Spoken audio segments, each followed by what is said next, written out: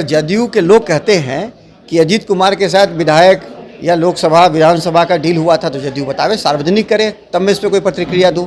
मैंने आज तक किसी से कोई डील ही नहीं किया है, तो मैं जदयू से कैसे डील करूंगा। और फिर अचानक से चुनाव के पहले वो फिर वापस जो है बीजेपी की तरफ चले आए।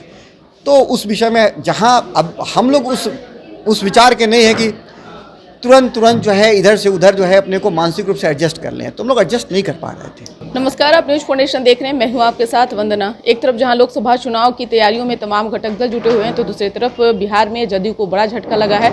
बता दें कि अजीत कुमार सिंह जो राजद के प्रदेश अध्यक्ष हैं, जगदानंद सिंह के बेटे हैं, हाल ही में इन्होंने जदयू ज्वाइन किया था। लेकिन क्या कारण रहा, जदयू से इनका जो है मोह भंग हो गया है और अब आरजेडी यानी इंडिया गठबंधन का ये प्रचार प्रसार के तौर पर जो है अब मैदान में भी उतरने वाले हैं। सीधा अजीत कुमार सिंह से ही बात करते हैं। क्या कारण रहा सर, जिस उम्मीद से, जिस आशा से, जिस खुशी से आप जदयू का दामन थामे थे, अचानक से क्या? देखिए, बिहार के संदर्भ में ही मैंने जदयू ज्वाइन किया था और मेरा, देखिए, मैं स्टैंड नहीं बदलता। मेरी एक विषय जो मैंने ज्वाइन करने वक्त भी बोला था कि मुख्यमंत्री जी से मैं ठीक ठाक से प्रभावित था और वो आज भी हूँ। ऐसा नहीं है कि मैं उनके पुराने कामों को नगण्य कर दूंगा, लेकिन राजनीति जो है वो कई डायमेंशंस में चलते हैं, कई आयामों में चलते हैं। उसका सिर्फ एक आयाम नहीं होता। और जो ये नई जो परिस्थितियाँ उभरी, इसमें मैंने देखा कि जदयू के अंदर जो लैक ऑफ लीडरशिप और डायरेक्शन ये एकदम स्पष्ट रूप से दिखने लगा। इसकी वजह से क्या है कि बिल्कुल जो कार्यकर्ता है, साहित्य तो हैं ही, असमंजस की स्थिति में है।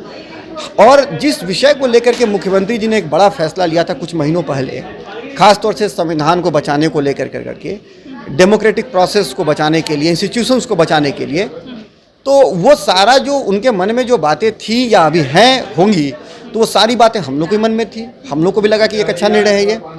और फिर अचानक से चुनाव के पहले वो फिर वापस जो है बीजेपी की तरफ चले आए। तो उस विषय में जहां अब हम लोग उस विचार के नहीं है कि तुरंत जो है इधर से उधर जो है अपने को मानसिक रूप से एडजस्ट कर लें, तो हम लोग एडजस्ट नहीं कर पा रहे थे। लेकिन जदयू ने आरोप लगाया है कि इनका मतलब जो चुनाव लड़ने की तैयारी में थे और जब सीट नहीं मिली, जब बात नहीं बनी, तो इस तरह का इन्होंने स्टैंड लिया। तो क्या डील हुआ था उस वक्त? तो जदयू बताए कि मेरा क्या डील हुई थी।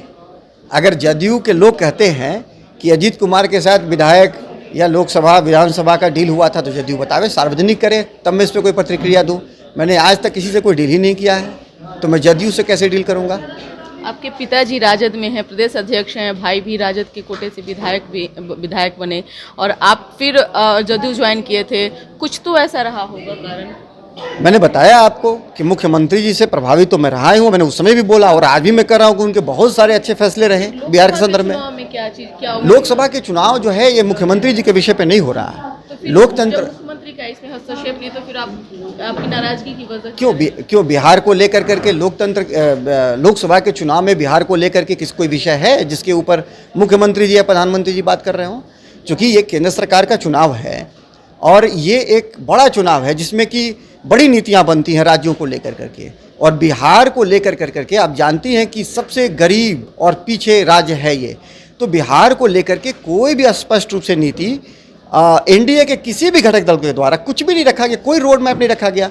तो क्या हम बस वही 5 किलो के राशन वाले लाइन में लगे रहें? कुछ भी हम नहीं आशा करें, छोड़ दें सारे विषयों को, अपने सारे मुद्दों को छोड़ दें और उसके बदले हमें प्राप्त क्या होगा इन मुद्दों को छोड़ने के बाद? कुछ नहीं। अभी आप देखिए, गुजरात में नरेंद्र मोदी जी ने अपने घोषणा पत्र में कहा है कि हम ओलंपिक का आयोजन करेंगे इंडिया में 2032 के लगभग में, जिसमें उन्होंने अपने बाकी जगहों पे लिखा कि गुजरात इसका जो है दावा करेगा कि आप ओलंपिक का आयोजन हमको दे दीजिए। अब अगर आप गौर कीजिए, अगर गुजरात में ओलंपिक आयोजन की स्वीकृति हो जाती है अंतर्राष्ट्रीय मंच पे मेजबानी का, तो मोदी जी रहें या नहीं रहें, करीब 200 से लेके 500 बिलियन डॉलर तो ऐसे ही केंद्र का जाएगा, फ्लो करेगा गुजरात की तरफ। बिहार के संदर्भ में वो ऐसा क्यों नहीं सोचते हैं कि लंबे समय तक बिहार में बड़े स्तर पे पूंजी निवेश हो, भारत सरकार का खजाना खुले, बड़ा खजाना है वो, बगैर उसके बिहार का कल्याण नहीं हो सकता। तो उन्होंने खजाने पर ताला लगा के रखा है और जब गुजरात का काम आता है तो चाबी खुलता है उनका। तो ये एक बिहारी होने के नाते भी मैं कह रहा हूँ, ये बर्दाश्त करने के काबिल नहीं। अब आपका राजनीतिक भविष्य क्या है? आगे लगातार विषयों पे काम करते रहूंगा बिहार के लिए, मरते दम तक। और आरजेडी में ज्वाइन करेंगे? आरजेडी को लेकर के भी कोई फैसला हमने नहीं किया।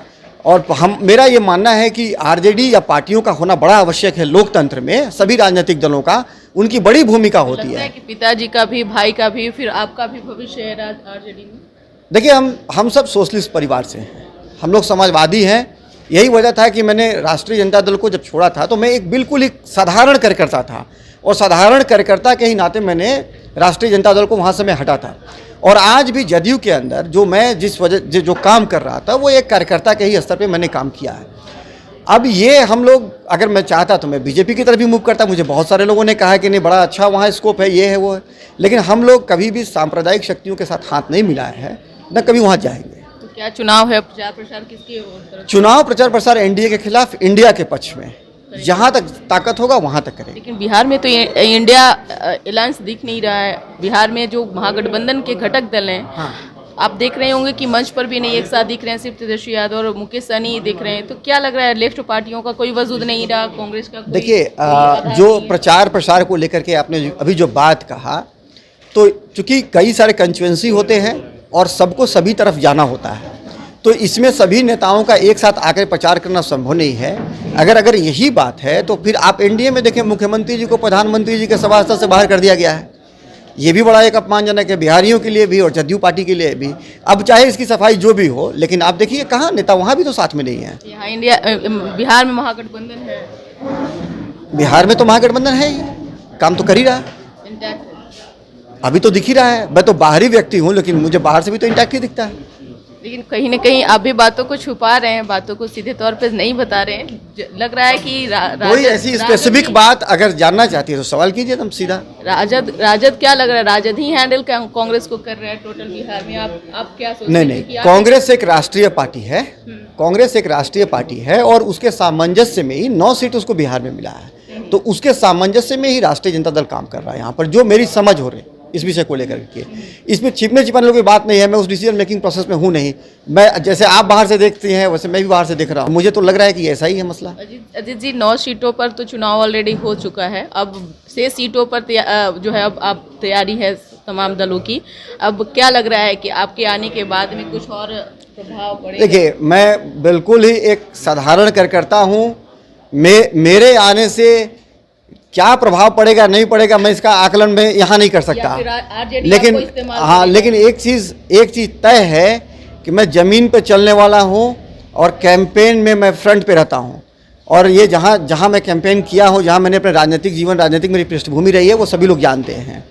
तो डंडा झंडा के साथ हम लोग रहेंगे, कैंपेन में ज़बरदस्त तरीके से रहेंगे और इसका जो असर पड़े। लेकिन एक बात तो तय है कि एनडीए जो है वो बुरी तरीके से हार रही है, बिहार में भी हार रही है और पूरे देश में हार रही है।